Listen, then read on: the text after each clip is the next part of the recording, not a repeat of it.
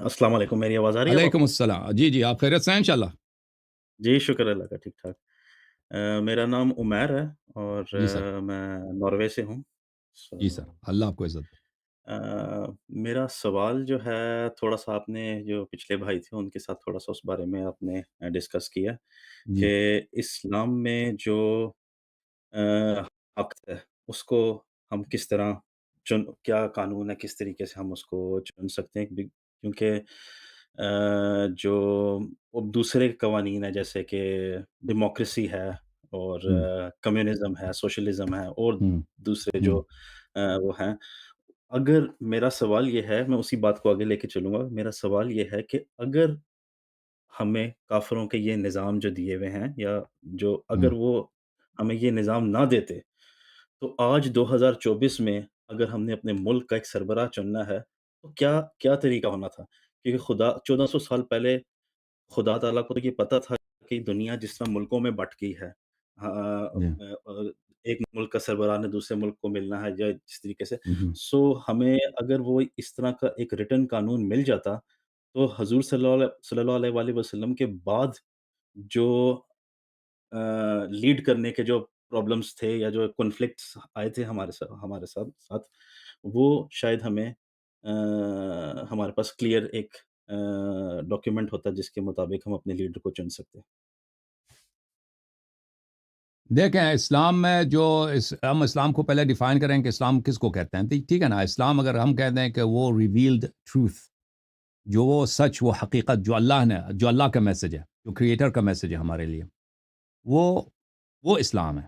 باقی لوگوں کے جو نظریات ہیں، جو ہم نے خود بنائے ہیں یا علماء نے بنائے ہیں، ان کے اجتہادات ہیں یا ان کے نظریات ہیں، اگر وہ اگر اللہ کے ریولیشن میں ہے تو ریولیشن کو دیکھنا ہوگا۔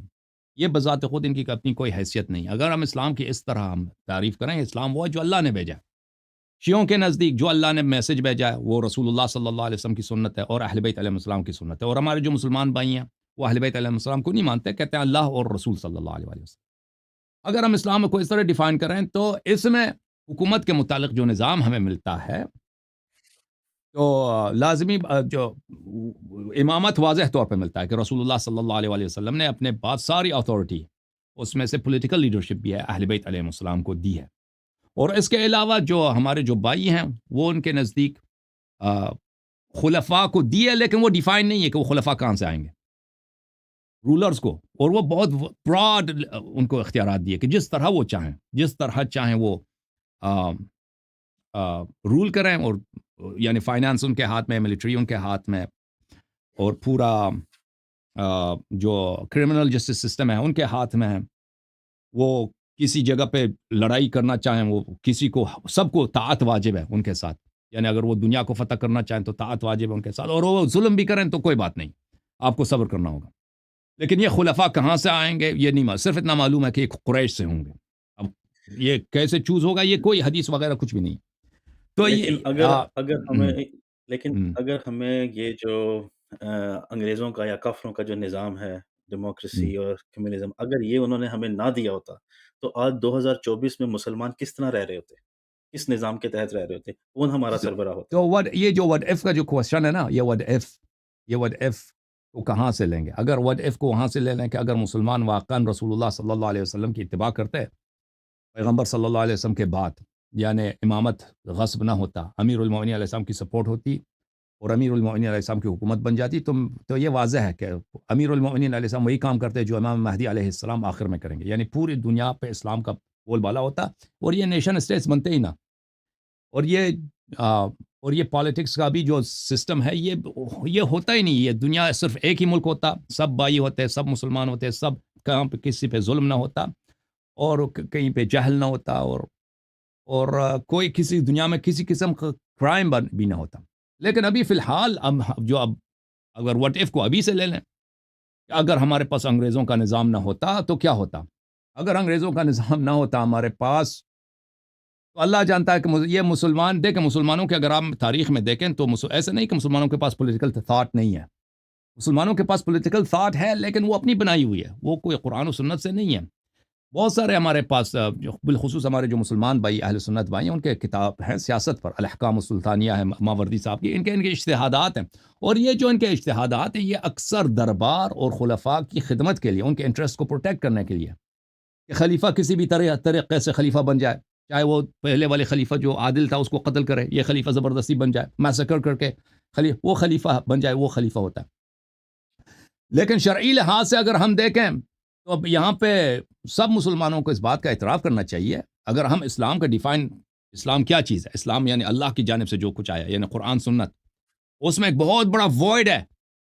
امامت کو اگر آپ سائڈ پہ رکھ دیں، شیعہ مذہب کے چلے پہلے ہم میں اہل سنت کے مذہب کے مطابق بات کرتا ہوں، پھر شیعہ مذہب کے مطابق۔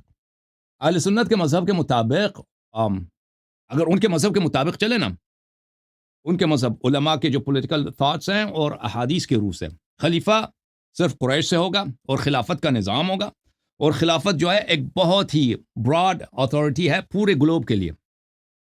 خلیفہ کی جو اتھارٹی ہوگی اس طرح نہیں کہ وہ لمیٹڈ ہے جیوگرافی کے لیے، اس کا پورے گلوب کے لیے، پورے دنیا کے مسلمانوں کو، چاہے خلیفہ مثلا مصر میں ہے یا ترکی میں ہے، وہ اس کی طاعت ہندوستان پہ بھی واجب ہوگا، انڈونیشیا پہ بھی واجب ہوگا، چائنا میں بھی واجب ہوگا، اور اس کی اتھارٹی بہت براڈ ہے۔ وہ جس طرح پیغمبر صلی اللہ علیہ وسلم کے اختیارات ہیں، اسی طرح اس خلیفہ کے اختیارات ہیں۔ وہ چاہے کسی شخص کسی ملک پہ الغار کرنا چاہے کسی چیز، کسی بھی طرح، ہر چیز اس کے ہاتھ میں، یعنی بالکل ایبسولوٹ ڈکٹیٹرشپ۔ اور پھر وہ اگر ظلم بھی کرے، کسی بے گناہ آدمی کو قتل کرے تو اس کی گرفت نہیں ہے، آپ صبر کریں، پھر قیامت میں اللہ انصاف کرے گا۔ یا کہ آپ کا مال چھین لے، یا کسی کہاں پہ کسی کو میسکر کر دے، کسی بھی طریقے سے، وہ اس کی ازل نہیں ہوتی۔ وہ جتنا ظلم کرے، فسق کرے، اس کا ازل نہیں ہوتا۔ یہ ہمارے بھائیوں کے مذہب میں ہے، اس میں سے بہت سارے احادیث میں ہیں اور بہت سارے علماء کے اجتہادات ہیں۔ تو اس میں اگر آپ کہتے ہیں اگر ویسٹ سے ہم ڈیموکریسی نہ لیتے نا، اب میں نہیں کہتا ڈیموکریسی ایک بہت ہی پرفیکٹ سسٹم ہے، اور میں اس بات کا مطلب میں کبھی نہیں کہتا کہ ڈیموکریسی جو ہے اس میں انصاف ہے، اس میں ظلم نہیں ہے، نہیں، یہ باتیں میں نہیں کہتا۔ تو کوئی اس بات کا حمل نہ کرے کہ میں یہاں پہ ویسٹ کو پروموٹ کر رہا ہوں۔ عرض یہ ہے کہ اگر ویسٹرن تھاٹس اگر نہ ہوتا ہمارے پاس، تو کیا سسٹم ہوتا؟ وہی سسٹم ہوتا جو مڈل ایجز میں یورپ پہ حاکم تھا، جو مسلمانوں پہ خلفائے بنی عباس، خلفائے بنی امیہ، خلفائے خلافت عثمانیہ کے دوران جو سلطنت مغلیہ ہند میں لیکن تھا، اسی طرح کا لیکن ہوتا۔ اگر ہم مسلم ورلڈ کی ساری ہسٹری کو دیکھیں، سارا پاور پلے تھا۔ ہم۔ کوئی خاندان اگر طاقتور تھا، اس نے حکمرانی لے لی، کوئی ٹوٹل پاور پلے تھا۔ تو اگر میرا سوال یہ ہے کہ اگر ہمیں ایک اوتھینٹک ایک ڈاکیومنٹ مل جاتا کہ اس کے مطابق ہم اسلامی فلاحی ریاست بنا سکتے ہیں، یا اسلامی ریاست اب اسی طرح ہم حکم وقت ہم چن سکتے ہیں، تو پھر شاید ہمارے لیے حضور صلی اللہ علیہ وسلم کی وفات کے بعد جو سارے پرابلمز ہوئے، جو سارے کنفلکٹ آئے، وہ شاید اس چیز سے ہم بچ جاتے۔ اگر آپ دیکھیں، ابھی میں آپ کی خدمت میں عرض کر رہا ہوں، اگر آپ کہتے ہیں کہ رسول اللہ صلی اللہ علیہ وسلم کوئی ڈاکیومنٹ لکھاتے ہیں نا، وہ آپ کو پتہ ہونا چاہیے کہ وہ جس ماحول میں رہتے تھے وہاں پہ کتابوں کا کوئی سسٹم نہیں تھا، وہاں پہ مسلمانوں کے پاس کوئی کتاب نہیں تھا، مسلمانوں کے پاس کوئی ڈاکیومنٹس نہیں تھے، قرآن بھی نہیں لکھا پیغمبر صلی اللہ علیہ وسلم کے زمانے میں، قرآن بھی جو ہے کتابی شکل میں نہیں تھا، قرآن گتوں پہ، لکڑ پہ، ہڈی وغیرہ پہ وہ متفرق پڑا ہوا ہے، کچھ قرآن لوگوں کو یاد ہے، کچھ یاد نہیں ہے۔ تو اگر آپ کہتے ہیں کہ پیغمبر صلی اللہ علیہ وسلم ایسے ڈاکیومنٹ لکھتے ہیں، تو انہوں نے پیغمبر صلی اللہ علیہ وسلم نے بار بار اپنی پوری اتھارٹی اپنے اہل بیت علیہ السلام کو دی ہے، اور انہوں نے لکھانا چاہا بھی مرتے وقت، لیکن صحابہ نے نہیں لکھنے دیا۔ لیکن اگر ایسے کوئی چیز لکھتے ہیں نا تفصیل کے ساتھ، تو اس کی کوئی گارنٹی نہیں ہے کہ وہ لوگ عمل کرتے یا اس کو پڑھ بھی لیتے، ان کو پڑھنا بھی آتا تھا۔ معاشرہ ایسا تھا کہ وہ اگر لکھا بھی دیتے نا کہ اس میں پورے حکومت کے قوانین ہیں، ان کو پڑھنا آتا ہے، وہ اس کو پروٹیکٹ کرتے ہیں، اور جب ان کی اپنی سیاست، ان کی اپنی ہوائے نفس اس سے متصادم ہو جائے تو اس کو وہ رسپیکٹ کرتے ہیں۔ اس طرح کوئی بات نہیں، یہ عالم اسلام پورا اس واقعے کا شاہد ہے، جب حکومت وقت کی سیاست امام حسین علیہ السلام کی حیات سے ٹکرا گئی ہے، تو وہ ان کو پیاسے زبان کے ساتھ صحرا میں ان کے بچوں کے ساتھ شہید کیا، اور ان کے پورے خاندان کو اٹھا کے لے گئے۔ جو نبی صلی اللہ علیہ وسلم کے اہل بیت کے ساتھ یہ کر سکتا ہے، تو وہ ڈاکیومنٹ کو اگر آپ سمجھتے ہیں کہ ڈاکیومنٹ سے کوئی مشکل حل ہوتا، کوئی مشکل حل نہ ہوتا کہ پورے قوانین لکھتے ہیں حکومت کرنے کی۔ اور پھر میں آپ کی خدمت میں عرض کروں، یہ چیز دیکھیں کہ ہم حکومت کر سکتے ہیں، اور اس حکومت میں ہم ظلم نہیں کریں گے۔ اللہ کی حکومت وہ حکومت ہوگی جس میں کسی پہ ظلم نہیں ہوگا، کسی کا ابیوز نہیں ہوگا. تو یہ عام جو مسلمان ہے غیر معصوم، یہ ناممکن ہے. دس از امپاسبل. ایک ڈیوائن گورنمنٹ ہے جو رسول صلی اللہ علیہ وسلم کی گورنمنٹ ہے کہ وہاں پہ کسی قسم کا ظلم نہیں ہوگا، وہ گارنٹیڈ ہے، کیونکہ اس کے سربراہ ایک ایسا شخص ہے کہ وہ ظلم نہیں ہونے دے گا، وہ خود بھوکا رہے گا، کسی کو بھوکا نہیں رہنے دے گا. لیکن جو عام مسلمان ہے یعنی غیر معصوم حتمن ظلم کرے گا، حتمن خطا کرے گا. تو ان کو دیکھیں، ان کو اتھارٹی دینے کی کہ آپ اللہ کے نام پہ حکومت کریں، یہ خیانت ہوگا. اللہ یہ خیانت اپنے عباد کے ساتھ، اپنے بندوں کے ساتھ نہیں کر سکتا کہ آپ مجھے ایک ایسی چیز کا امانت دے دیں، مجھے ایک ایسا ٹرسٹ دے دیں کہ میں اس ٹرسٹ کو کیری آؤٹ نہیں کر سکتا. ٹرسٹ یہ ہے کہ میں لوگوں کے ساتھ انصاف کروں اور مجھے ان کے مال پر، ان کے جان پر، ان کی زندگی پر، ان کی آبرو پر، ان پہ مسلط ہو جاؤں. گورنمنٹ کا کیا کام ہے؟ گورنمنٹ یہی ہے کہ لوگوں کی جان، مال، آبرو، ان کی فائنانس سب گورنمنٹ کے ہاتھ میں ہے. اور وہاں پہ جو لوگ ایلیٹس حکومت کرتے ہیں، چاہے ویسٹ کی بات کریں، چاہے امریکہ کی بات ہو، چاہے برٹن کی بات ہو یا Pakistan, elites they always watch for their own interest. وہ اپنے انٹرسٹ کو دیکھتے ہیں. ٹھیک ہے ظاہر میں ڈیموکریسی ہے، لیکن اس طرح نہیں ہے کہ وہ اگر ان کی کانفلکٹ ہو جائے ان کی اپنی انٹرسٹ عوام کے انٹرسٹ کے ساتھ، وہ عوام کے انٹرسٹ کو آگے بڑھائیں گے. بالکل نہیں، کبھی نہیں. وہ اپنے انٹرسٹ کو، ہر پولیٹیشین، ہر شخص، اس نے اپنے انٹرسٹ کو دیکھنا ہوتا ہے.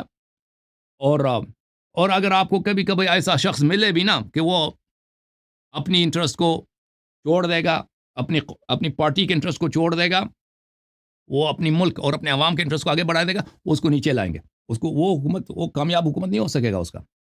تو عرض یہ ہے کہ غیر معصوم، دیکھیں یہاں اللہ تعالیٰ نے یہ جو حکومت کی جو امانت ہے، جو ٹرسٹ ہے، اس کو صرف اور صرف معصوم کو دیا ہے. معصوم کون ہے؟ رسول اللہ صلی اللہ علیہ وسلم، اور اس کے بعد ائمہ طاہرین علیہ الصلوۃ والسلام. اس لیے ان کے علاوہ کسی اور کو نہ حکومت کے قوانین کا پتہ ہے، اور نہ کسی کو یہ کسی حدیث میں، قرآن کی آیت میں کہ فلان شخص کو حکومت بنا دے، کچھ بھی نہیں ہے.